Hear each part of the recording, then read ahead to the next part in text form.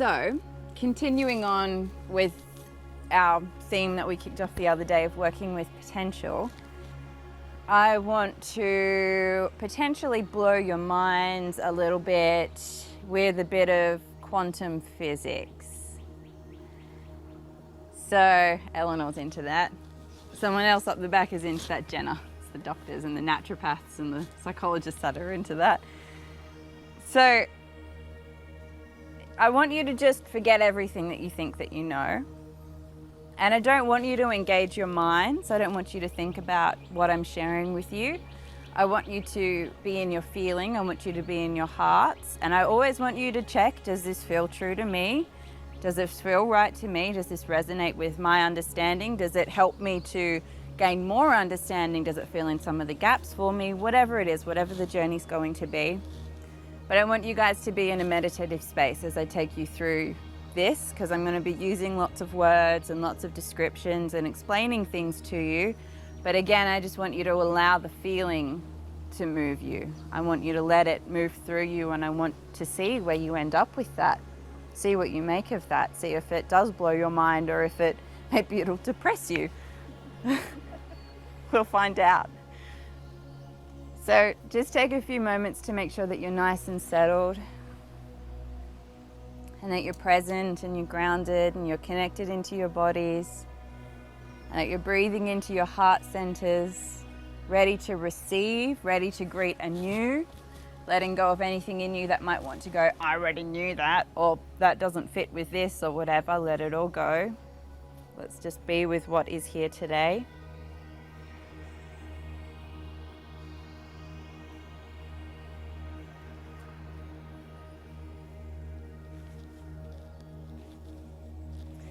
So I'm sure you've all heard of the theory in quantum physics of multiple universes, right? The theory that every choice that you make potentially splits off to create a new universe where every choice and every potential is lived out. Well, I want to take you through a bit of a journey and a little bit of a deeper understanding of what that process is and what that involves and what that entails and how that reflects some of this as above, so below kind of stuff that might help you to understand yourself on more of a quantum level, so more of that molecular kind of level, but also on that higher, much more expanded level as well, really helping to bridge some of those gaps and to help you to realize that what's happening here is much the same as what's happening on even lower levels and is a representation of what's happening on higher levels, and that there's this whole system, there's something at play, there's something really beautiful happening. And while it's significant, your place in this grand scheme of things, it's also not about taking yourself too seriously. It's all relevant. So let's just let ourselves have a bit of an experience of that. So in quantum physics, one of the things, just one of the many things that they explore and that they are attempting to measure, and one of their constant dilemmas is how do you measure something without interfering with it, because it's very understood in quantum physics that consciousness very much interacts with and directs and determines how molecules behave. So how cells behave, how matter behaves, how matter responds. And there's an understanding that the expectation and the consciousness of the observer and anything else that may be around or may be involved in that process has an impact on the result of whatever it is that you're trying to measure. So how do you measure a thing without having any consciousness or awareness of it to direct it and manipulate it and cause a certain consequence that you expect to happen? And one of the ways that they're measuring this effect of consciousness on a molecular level is a whole bunch of stuff, a whole different series of tests and things that go on. But one in particular is this test where they have a bunch of molecules and they spray them through a mesh, like a mesh screen, and then see where the molecules land on a screen behind that mesh screen. And this mesh screen and the way that the molecules are fired and the direction and all of that stuff means that where the molecules land on the screen behind the mesh screen should be random. there shouldn't be a pattern. It should be so random, and these molecules should just be landing anywhere and everywhere and kind of all over the place. But what they found from the first time that someone ran this test, first time someone tried to measure the activity of these molecules, was that it didn't matter how you sprayed those molecules. It didn't matter from which direction. It didn't matter if you released one molecule at a time or if you released them all at the same time. The way these molecules behaved was always the same. There would always be 3 that landed here, 2 that landed here, 1 that landed here. Say, it's more than that, but let's just use that as an example. And it didn't matter how you sprayed, when you sprayed, who sprayed, again, in what order these molecules were sprayed, there would always be 3 here, 2 here, 1 here. And the 1 might land first, 1 might land first here, and then here, and then here, and here, and then here. And it might happen in different patterns and in different combinations, but no matter what they did, these molecules would always land on the screen in the same way. And they couldn't explain this because this should have been random. It should have been totally random how these molecules were landing. And so they were detecting a pattern, and they've attempted to measure that pattern and to understand why these molecules are behaving the way that they are. And what they've come to understand is that the consciousness of the person that is facilitating the process is impacting those molecules. But what they can't explain is that even someone who doesn't understand the process and has no conscious expectation and maybe facilitates the process, the molecules still land in the same way. So what does that tell us? And what that tells me, and what my knowing gets from that, and what may resonate with you guys as well, is that it's the collective consciousness. As soon as that process is measured once and there is one result, then it's had consciousness engaged with it. Consciousness has measured it. Consciousness has interacted with that process. And it's almost like the consciousness of that first person that measured that process set that process in stone. It's like creating rules with consciousness, creating rules with awareness. So maybe those molecules would have sprayed randomly in the past when no one was measuring them and there wasn't any consciousness engaged with the process. But as soon as someone measured, and that's what they did, 2 there, 3 there, 1 there, and they went, all right, that's what happens when you spray molecules in this way. Consciousness has dictated that that's how it is. And so now that that's been uploaded to mass consciousness, and now that consciousness has interacted with that process in that way, consciously, not subconsciously, on a really conscious level, it's created a rule. It's created a quantum rule. And now every time someone does that, even if they want to expect something else, the first time it was measured, it was said, this is how it is, and that just exists now. So that's like a foundation that makes up part of our universe. That's the way that these molecules will always behave when done in this way, when interacted with in this way. And that gets you thinking, where else is this happening? Where else are we engaging, we're involving consciousness in processes that were kind of randomly and subconsciously and kind of magically occurring and cause them to become set in stone? Because there are things that we can come to expect, right? We can come to expect how a cell is going to behave. We can come to accept how electrons and neutrons relate with each other. We've come to understand these certain processes and we've just gone, well, that's how it is. But in quantum physics, they're challenging that because that may just be how it is because we've decided that's how it is. And so in this universe, these particles have begun to respond and to act in a way that is in accordance with what our consciousness dictates. But who's to say that it's the same on every other universe? And that these particles, these molecules, should always behave in this way. And who's to say that that's not why a lot of the magic has been lost here as well, when this great phenomena used to happen before we used to think that can't happen or that shouldn't happen or it should happen like this, and we started controlling and limiting what was possible on this planet, what's possible in this universe. We've really narrowed ourselves in, we've really limited that potential with our conscious understanding and our conscious dictation of what is actually possible and how molecules, how nature, how cells, how everything around us should behave. So with this reductionist approach of scientifically understanding things on their smaller levels, what we're actually doing is we're locking these things into behaving in a particular way, to performing in a particular way.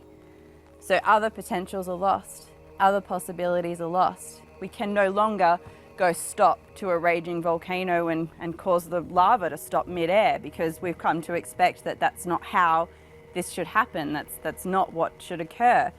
And so we limit what is possible in the way that we interact with trees and things like that through this process of measurement, by injecting our consciousness into things and stating that this is how it's going to be, that this is how it is. I just want you guys to feel into the implications of that, because you're doing that in yourselves as well. Limiting that potential. It's happening on a planetary level, it's happening on a universal level, it's happening on a molecular level, it's happening on all these various levels where we're developing consciousness and we're limiting. And that might be fine, that might be our chosen learning. It's something else that they have discovered in quantum physics, is that there are certain molecules that they've measured that seem to move out of time and space. So they're trying to measure them and they're trying to track their progress, and they seem to exit time and space themselves. It's like they leave this universe and they go somewhere else.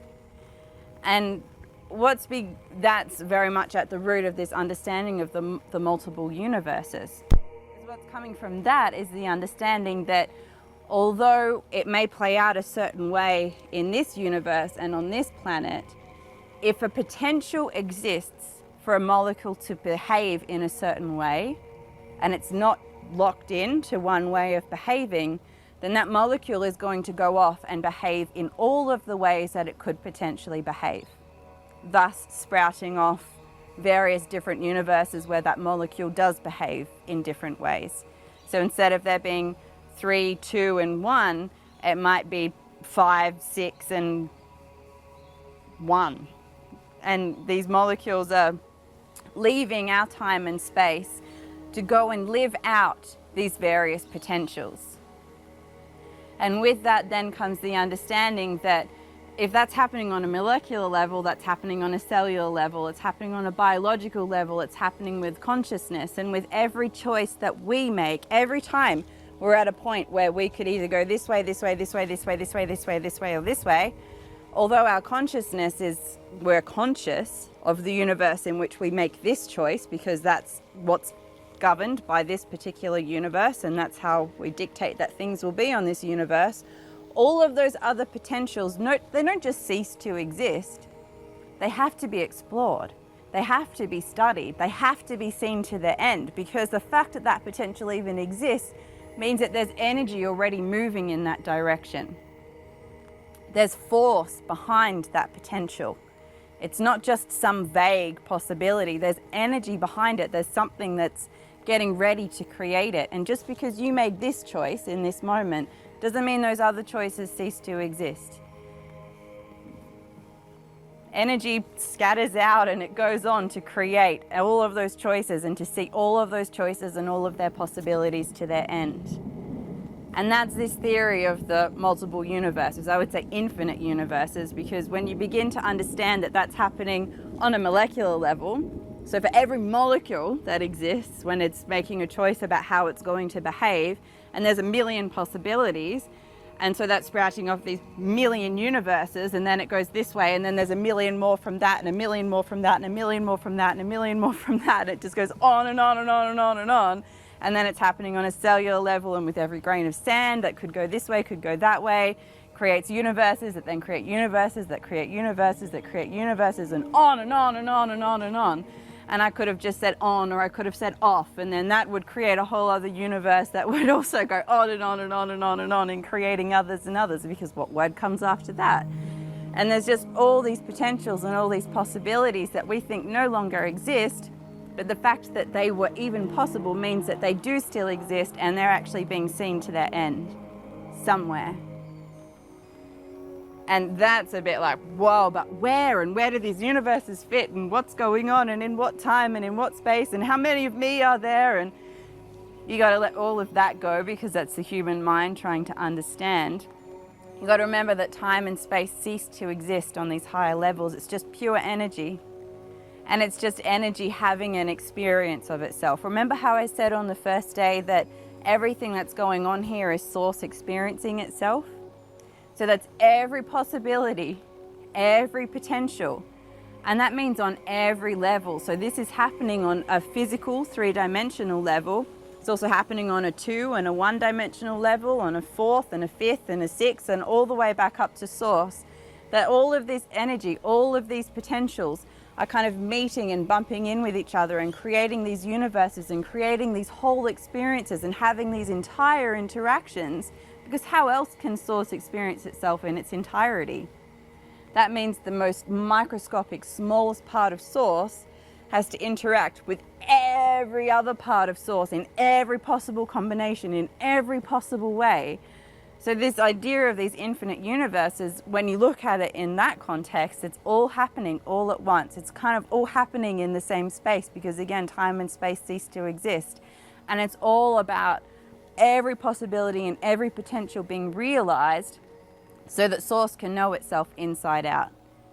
From every atom, every molecule, everything that exists on an even denser level than atoms and molecules, on an energetic level, on every planetary level, on every solar level, on every 5th dimensional level, in all of these dimensions and across all of these spheres, every part has to meet and interact with every other part. And that's what we're doing.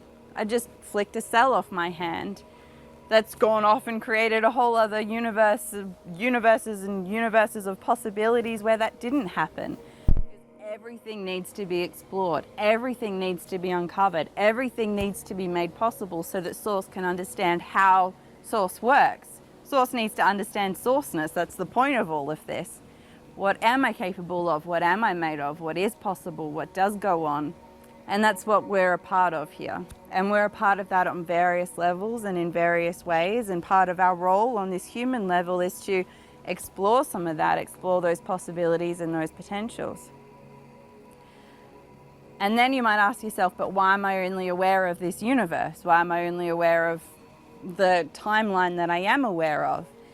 And what they've also discovered in quantum physics is that those molecules that are able to leave space and time and go off and have God knows how many universal engagements in a split second before they come back in, they're able to come back in. They're able to re-enter this universe. They're able to be reintegrated. So they go off and they go boom, almost in an instant, and have all the experience that they can possibly have, and then they're able to come back.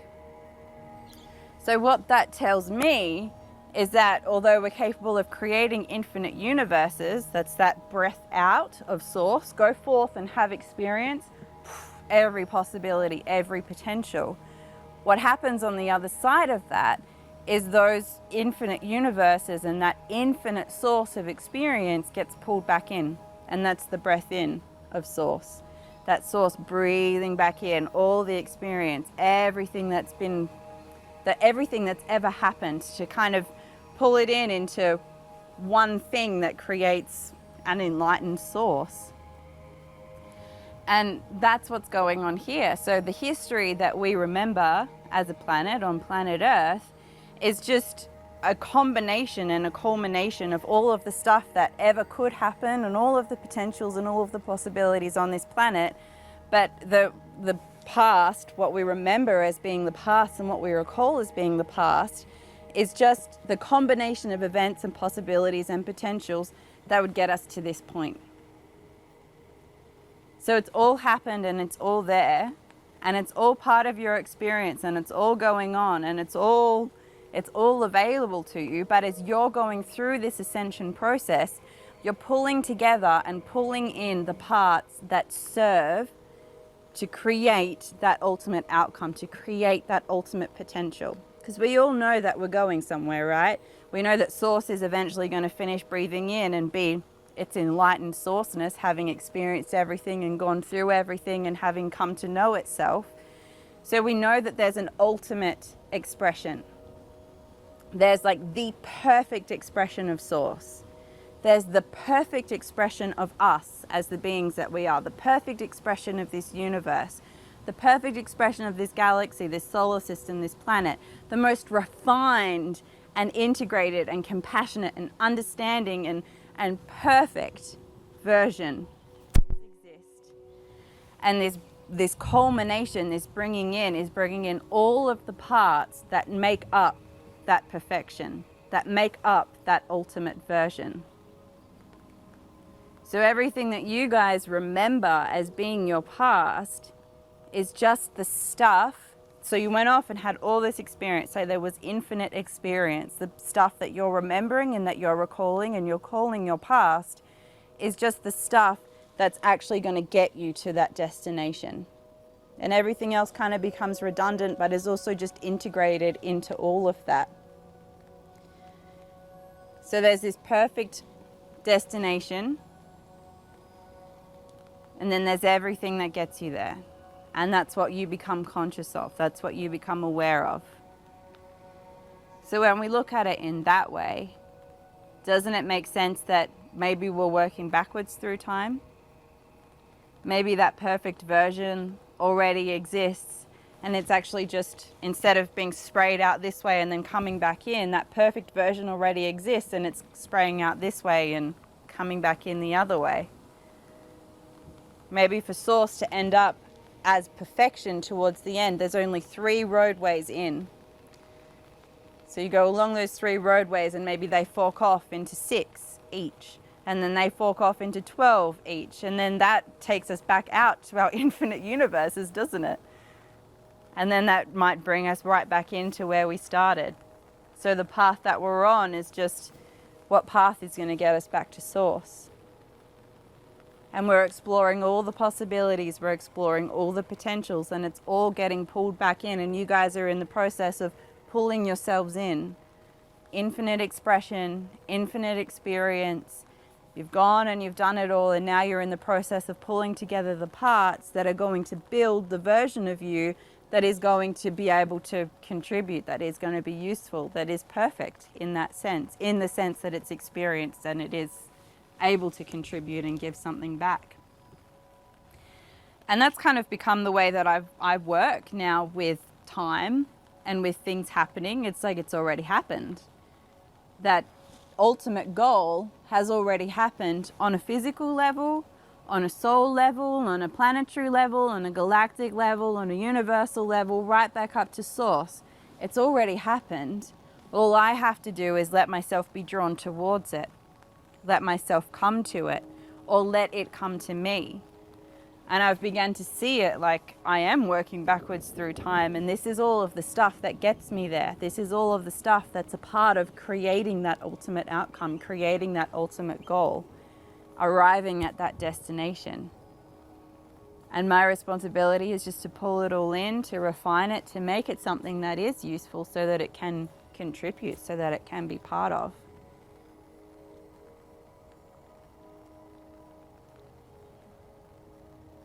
All potential is realized. It just might not all be realized in your conscious experience of what is your past or what is to be your future. Because again, you're extracting the things that are going to be useful, the things that are going to contribute to creating that final outcome, that final goal. No potential is actually lost. It's all lived out and it's all experienced because it all has to be, because it's all a part of Source experiencing itself, Source coming to know itself. But as you narrow in and you begin to bring all of that experience in, you become aware and conscious of that which drives you towards that ultimate goal. You narrow in on those 3 roads that lead back to Source.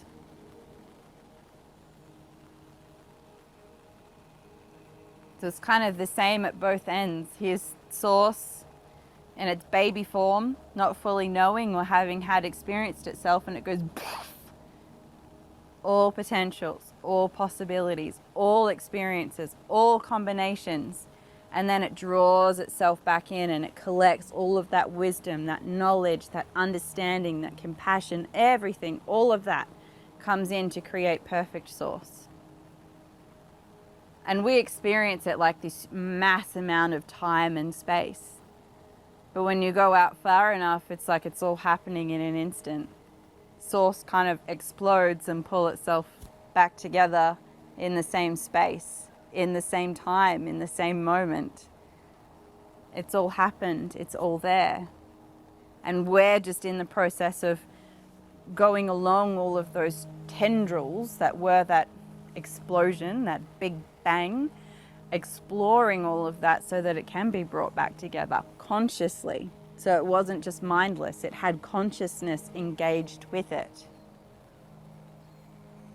It was understood, it was felt, it was integrated.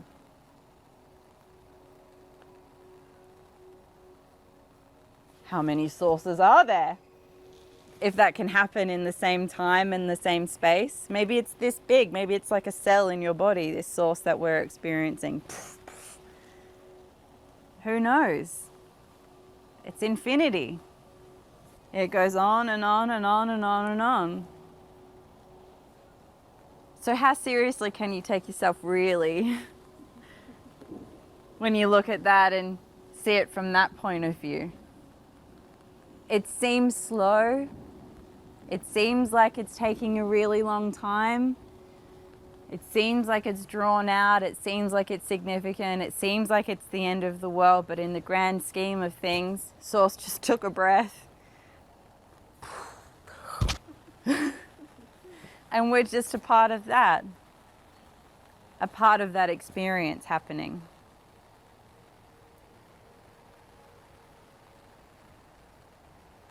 And it's all relevant because it does all have its place. And again, this is about you being that best version that can contribute and can be a part of. But it's not the end of the world as well.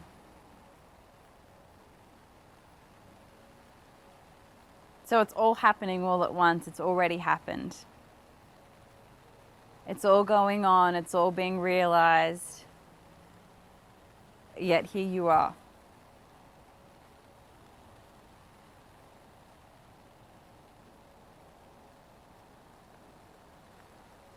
Try not to limit your universe with rules and perspectives and how you expect things to be, and just be with things as they really are. Create that freedom and that space to explore, to discover, to integrate, to heal, to contribute.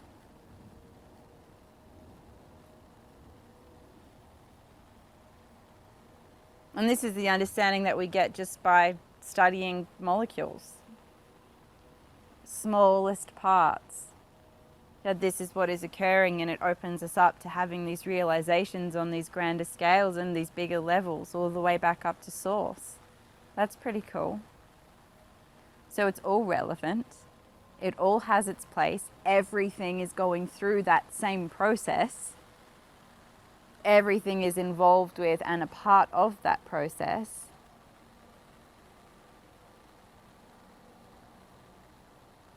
Source is contained within all that is. It's through all of it. It's all relevant.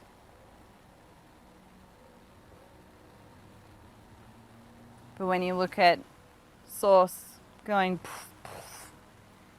it's kind of irrelevant at the same time. And you got to be able to juggle that. You got to be able to hold both of those realities.